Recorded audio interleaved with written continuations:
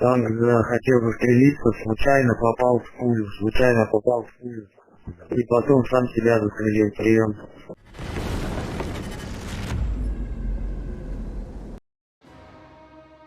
In the border area of the Kursk region of Russia, a high-ranking military officer was eliminated, Major General Mikhail Gudkov, who had recently taken up the position of Deputy Commander-in-Chief of the Russian Navy.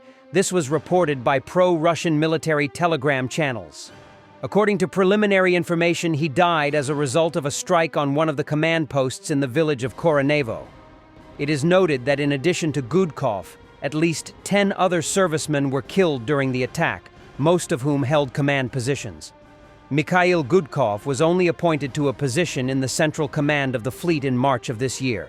Before that, he commanded the 155th Marine Brigade of the Pacific Fleet, which has repeatedly appeared in reports on military operations in Ukraine. Although the Russian side has not officially confirmed the loss of the Major General, sources among Russian propagandists actually acknowledge the severity of the blow and the scale of the losses. Let us remind you that on June 18th, in the temporarily occupied Berdyansk, Zaporizhia region, a collaborator, traitor to the state, and war criminal, Mikhailo Hrytsai, was killed. As reported, Russians who once participated in the dispersal of Euromaidan and the occupation of Crimea were destroyed in the war against Ukraine. Russian media report that as a result of the attack on the Kupol plant in Izhevsk, 4 drone production workshops were damaged at once. These workshops operated around the clock, assembling finished drones, processing metals, and soldering microchips. A fire and roof collapse were recorded. 3 employees were killed, and 45 were injured, 35 of whom have been hospitalized. The plant's operations have been halted. Satellite images showing the aftermath of the attack on the Izhevsk electromechanical plant Kupol have appeared online. Part of the roof of one of the military factory buildings has been completely destroyed. A soldier nicknamed Tank tried to shoot himself but accidentally hit Puglia instead. Ukraine's military intelligence intercepted a conversation revealing friendly fire among Russian troops. In the intercepted call between servicemen of the 4th Airborne Battalion of the 104th Air Assault Regiment of the Russian Armed Forces, it became clear that one of the occupiers, having lost a leg, decided to take his own life, but ended up shooting his comrade first. Моисей, опять пуля сам сказал, что, танку ногу оторвало, танк хотел застрелиться, случайно попал в пулю, и потом сам себя застрелил. Прием. Да, Митя, принял тебя.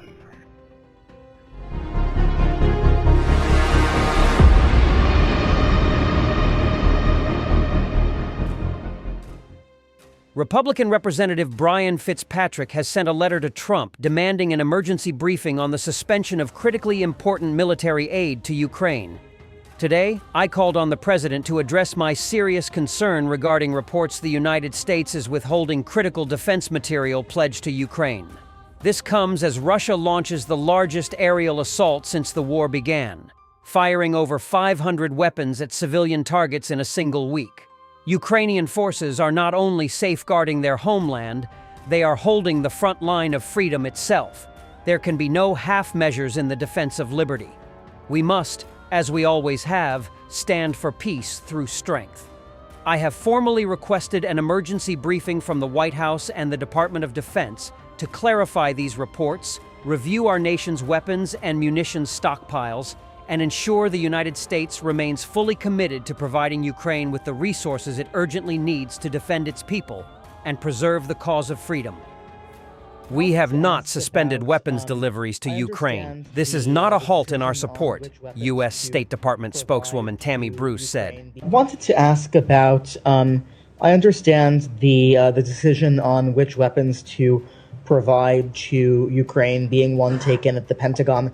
But from a diplomacy standpoint, does pausing the weapon deliveries for Ukraine make it more difficult to get Russia to come to the table in terms of a peace agreement or a ceasefire because it somehow relieves potential pressure on them? It's a very good question, but it's good that it's not going to be a factor because we haven't paused sending weapons to Ukraine. This is one aspect, one situation, one event that has been changed. As you heard from the DoD, there are multiple robust other options and efforts regarding the Ukrainian situation with weapons. Again, I don't speak for the DoD. I can only refer to their statement and to what they've stated very bluntly.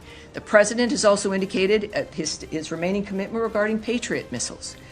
This is not, I will reinforce this, this is not a cessation of us assisting Ukraine or of providing weapons. This is one event in one situation, and we'll discuss what else comes up in the future, but be wary of painting too broad a brush there.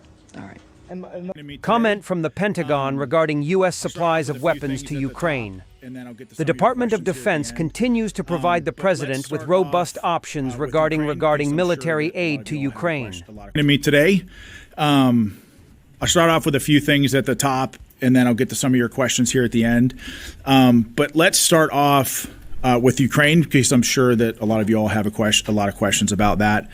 The Department of Defense continues to provide the president with robust options regarding military aid to Ukraine, consistent with his goal of bringing this tragic war to an end. And at the same time, the department is rigorously examining and adapting its approach towards achieving this objective, while also preserving U.S. military readiness and defense priorities that support the president's America First agenda. This capability review, and that's exactly what it is, it's a capability review, is being conducted to ensure U.S. military aid aligns with our defense priorities. And we will not be providing any updates to specific quantities or types of munitions being provided to Ukraine or the timelines associated with these transfers. But the Secretary will continue to make recommendations to the President for his decision on military assistance to Ukraine going forward. I mean, we see this as a common sense, pragmatic step towards having a framework to evaluate what munitions are sent and where.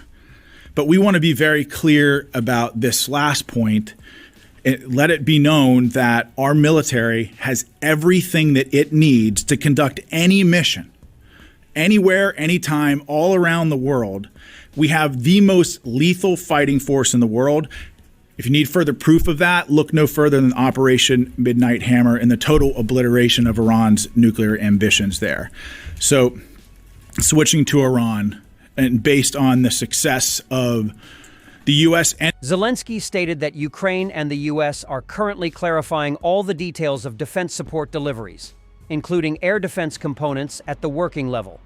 Ukraine has not received any official notifications regarding the suspension or revision of defense aid delivery schedules, the Ministry of Defense stated. The Ministry of Defense of Ukraine has requested a phone call with U.S. counterparts to further clarify the details. The results of contacts with our American partners will be additionally communicated at the level of the Ministry of Defense and the Ministry of Foreign Affairs, the statement reads. Ukraine cannot manage without full support, Ruta said, commenting on the halt in deliveries of critically important weapons to Ukraine from the United States. At the same time, the NATO Secretary General emphasized that Europe intends to strengthen its support for Ukraine.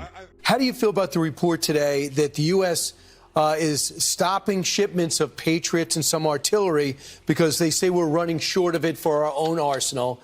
Have you heard about that directly from the president and from the Secretary of Defense, or are you just reading about it like I am? No, these reports are really new, and I totally understand that the U.S. always has to make sure that their own interests are covered. But when it comes to Ukraine, in the short term, Ukraine cannot do without all the support it can get when it gets to ammunition and to air defense systems. And last week, the President and President Zelensky had a very good discussion, particularly focusing on air defense systems. So, yes, I understand the U.S. has to take care of its stockpiles, and at the same time, we have to allow for some flexibility here.